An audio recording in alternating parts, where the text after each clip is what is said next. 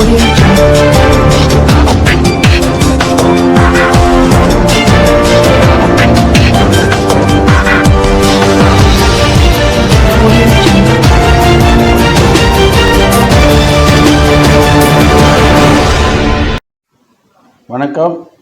தமிழக விவசாயிகள் வாழ்வதற்கு கட்சி மாநில தலைவர் பாச பரிமளம்.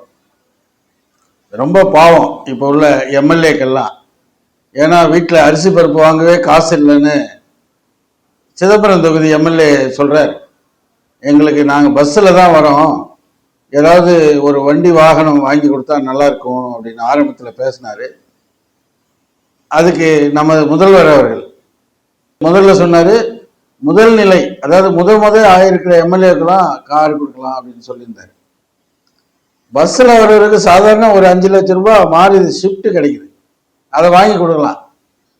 அவர் வாங்கி கார் கொடுக்கலான்னு சொன்ன உடனே கேட்குறாரு, இனோவா கிறிஸ்டா வேணும், 35 லட்சம் ரூபாய் அது ஒரு காரு, இனோவா கிறிஸ்டா வேணும்னு கேட்குறாரு. எவ்வளோ கேவலமான நிலைப்பாடு பாருங்க. ஒரு எம்எல்ஏ, மக்களால் தேர்ந்தெடுக்கப்பட்டவர், சிதம்பரம் தொகுதி எம்எல்ஏ குறைஞ்சபட்சம் 50 கோடிக்கு மேலே செலவு பண்ணிட்டு தான் அவர் எம்எல்ஏ ஆகிறார்.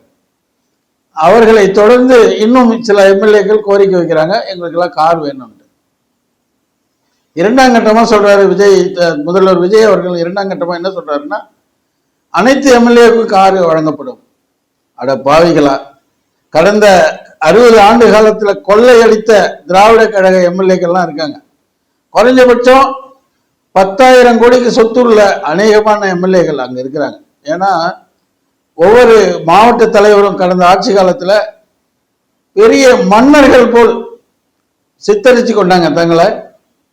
அந்த மாவட்டத்தில் உள்ள அநேக சொத்துக்களை கட்டாயமாகவும் அன்பாகவும் பணம் கொடுத்து வாங்கிட்டு பல லட்சம் கோடி சொத்துக்களோடு அவங்க எம்எல்ஏக்கள்லாம் வாழ்ந்துட்டு இருக்காங்க.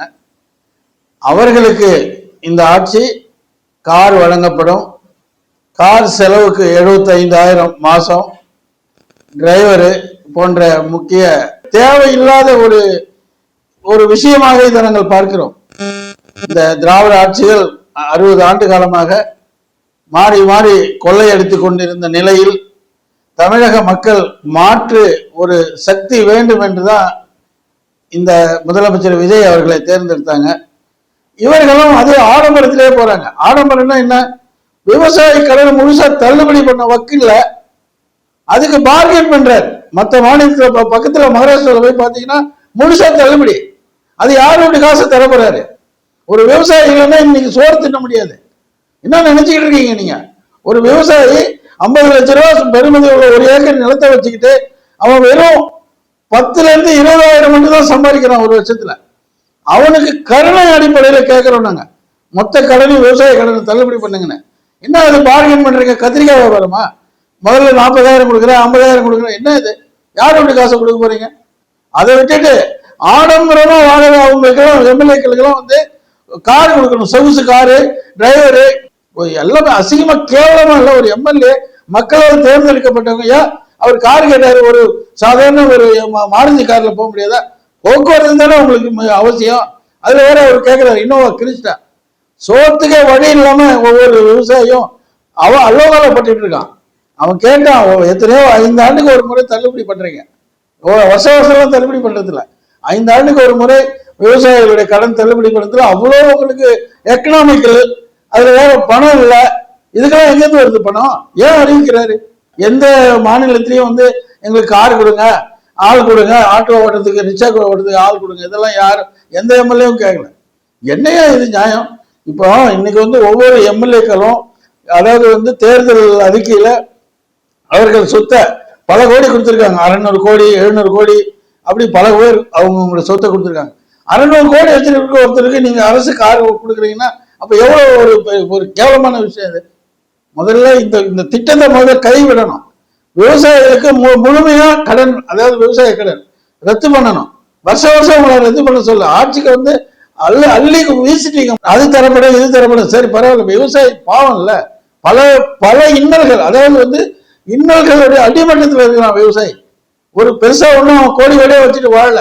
ஏதோ அந்த காலத்துல பெரியவர்கள் விட்டுட்டு போனது கொஞ்சம் சொற்ப நிலத்தை வச்சுக்கிட்டு அவன் அதுல பாடுபட்டு ஒரு விவசாயி அதாவது வந்து நிலத்தை உழாம இருந்தாலே அவன் பாவம். ஏன்னா மக்கள் விட சொல்லுவான், பக்கத்துல இருக்கிற சொல்லுவான், ஏன் நெல் நடல, எதுக்கு கரமாப்பட்டிருக்கேன்னு கேட்பான். கேள்விக்கு பயந்துகிட்டு போய் அதை உழுறான். பல நேரம் போட்ட முதலியே எடுக்க முடியாது. யாரு விலை வைக்கிறான்? விவசாய பொருளுக்கு விலை கிடையாது. சும்மா 100 ரூபாய் ஏற்றிட்டு நாங்க ஏற்றிட்டோம், நாங்க கிழிச்சிட்டோம் வேற பெருமையை பீத்திக்கிறது. இந்த வியாபாரி என்ன பண்றான்? அதாவது வந்து ஒழுங்குமுறை விற்பனை கூடத்துல போய் ஒரு சிண்டிகேட் பண்ணிக்கிறான். இன்னைக்கு நீ எடுத்துக்கப்பா, 2500 ரூபாய் நெல் 1400 ரூபாய்க்கு வாங்கினான். அதுல கிடைக்கக்கூடிய அரிசியை 3000 ரூபாய்க்கு விற்கிறான், 3500 ரூபாய்க்கு விற்கிறான். இதெல்லாம் கேட்க துப்பு இல்லை இந்த அரசுக்கு. எந்த அரசாங்கம் என்ன? அதாவது வந்து விவசாய கடன் கண்டிப்பாக நாங்க பல பல போராட்டங்களையும் பல விவசாய சங்கங்கள் தேவையில்லை எத்தனையோ போராட்டங்கள் நடத்திட்டாங்க. ஒரு செவி சாட்சி ஒரு மனசார ஒரு விவசாயி தான் ஓட்டு போட்டான். 70% விவசாயி ஓட்டு இல்லைன்னு இங்க யாரும் ஜெயிக்க முடியாது. இப்படியே நீங்க வந்து எம்எல்ஏக்கு வந்து மாடி மேல மாடி மொத்தம் 3 கோடி ரூபாய் ஒரு வருஷத்துக்கு எம்எல்ஏ ஃபண்டு, அதாவது வந்து நிதி, வளர்ச்சி நிதி 3 கோடியில 35% அடிச்சுக்கிறாங்க எல்லாரும். இதெல்லாம் தெரிஞ்சிருந்தும் ஒரு ஆடம்பரமான விஷயத்துக்கு குரல் கொடுக்க எப்படி? காசு இல்லாம, வழி இல்லாம, சோத்துக்கு வழி இல்லாம, பிள்ளைங்களை படிக்க வைக்க வழி இல்லாம, ஒரு நோய் நொடியை பார்க்கறதுக்கு நல்ல மருத்துவமனையில போய் சேர்க்கறதுக்கு வழி இல்லாம வாழ்ந்துட்டு இருக்கிற விவசாயிக்கு கொடுக்க உங்களுக்கு ரொம்ப கசக்குது. கோடி கோடியா பணம் வச்சுக்கணும். 95 லட்சம் காட்டுறாரு. யாரு? அவருக்கு ஒரு கார் இருக்கு, 95 லட்சம் ரூபாய் அவர் வந்து தேர்தல் அறிக்கையில தேர்தலுடைய ஃபார்ம்ல வந்து 95 லட்சம் ரூபாய் என்கிட்ட பணம் இருக்குன்னு காட்டுறாரு. எல்லாருக்குமே கோடி கோடியா பணம் இருக்கு. எதுக்கு இந்த மாதிரி ஒரு பிச்சைக்கார வேஷம் ஏன் போடுறீங்க? எனக்கு கார் இல்லை, வாகனம் இல்லை, இது பிச்சைக்காரருக்கு திறமை இல்லையா? ஒரு எம்எல்ஏக்கு மக்கள் தேர்ந்தெடுக்கப்பட்டாங்க. நீ சைக்கிள்ல கூட போய் சேவை பண்ண, எல்லாமே தான் கொடுத்துக்கிட்டு தான் இருக்காங்க. 1.25 லட்ச ரூபா சம்பளம். ஏன் அதை ஒரு கார் வாங்கிட்டு டியூ கட்டிட்டு போறது? என்ன எவ்வளவு பெரிய அசிங்கமான வேலை இது.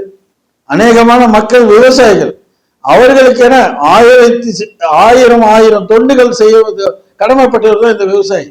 விவசாயி வளர்ந்தா இந்த நாடு வளரும், நீர் உயரும், நெல் உயரும் சொல்றான்.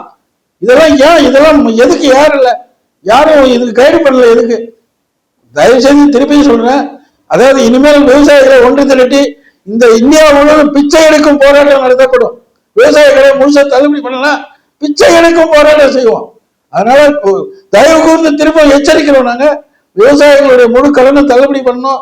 விவசாயிகளுக்கு மானிய விலையில டிராக்டர், உழவு இயந்திரம் கொடுக்கணும். ஒண்ணுமே கொடுக்கறதுல ஒரு மாவட்டத்துல வந்து கிட்டத்தட்ட 15 லட்சம் விவசாயம் இருக்கான். அங்க கொடுக்கறது எவ்வளவு தெரியுமா? 20 டிராக்டர் 30 டிராக்டர் தான் ஒரு வருஷத்துக்கு. மீதி விவசாயிகள் என்ன பண்ணுவான்?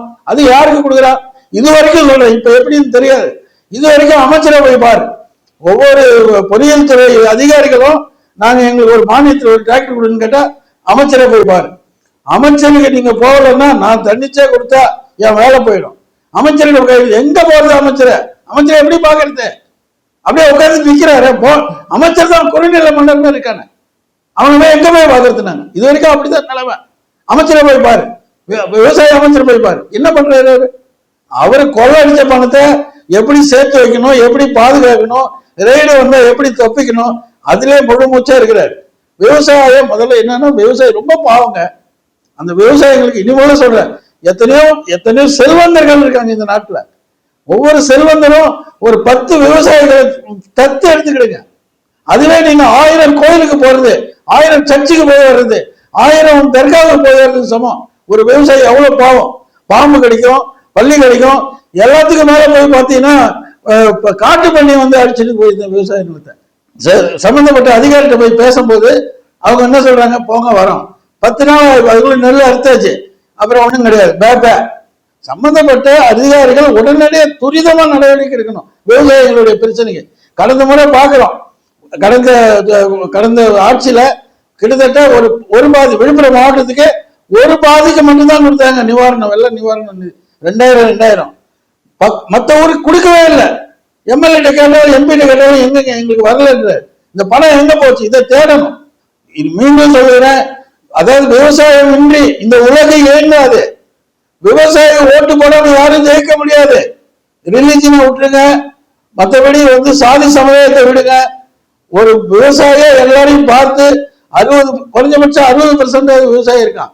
நிலத்தை விற்கவா வைக்கவா எல்லாம் அடமானம் வைக்கிறான். அந்தந்த ஒரு பேங்க்ல பிரைவேட் பைனான்ஸ் அவன் ஒரு பக்கம் கழுத்தை நெரிக்கிறான்.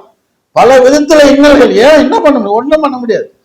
இதெல்லாம் விட்டு மருத்துவ சுகாதாரத்துறையில பயங்கர முறைகேடு, வெக்கக்கேடு. அங்க அசிங்கமா இருக்கு, நாத்து அடிக்குது ஒரு பாத்ரூம்ல. அங்க போன வண்டி தள்ளதுக்கு 500, இதுல இருந்து ஆபரேஷன் பண்ணி வெளியே வந்தா 1000. இரவா அவன் அப்பவுண்ட் காசு வந்து அப்போஸ் டாக்டர் வந்து நம்ம வந்து ஆபரேஷன் பண்ண மாதிரி வெளியில வந்தா வண்டி தள்ளுறோம் 1000. போறவன் புடுங்குறானுங்க, புடுங்கி தின்ற நாய்ங்க. இதெல்லாம் சரி பண்ணி இதுல பாதிக்கப்படுறவன் 80% விவசாயி தான். குறைஞ்சபட்ச உதவியாவது செய்யுங்க. ஒண்ணுமே இல்லாம தத்தளிச்சிட்டு இருக்கான் விவசாயி. அதனால கொஞ்சம் தொடர்ந்து இதை செய்து முதல்வர் விஜய் அவர்களுக்கு எங்களுடைய ஒரு கோரிக்கையாக வைத்து இதை நாங்கள் கேட்டுக்கொள்கிறோம். நன்றி, வணக்கம்.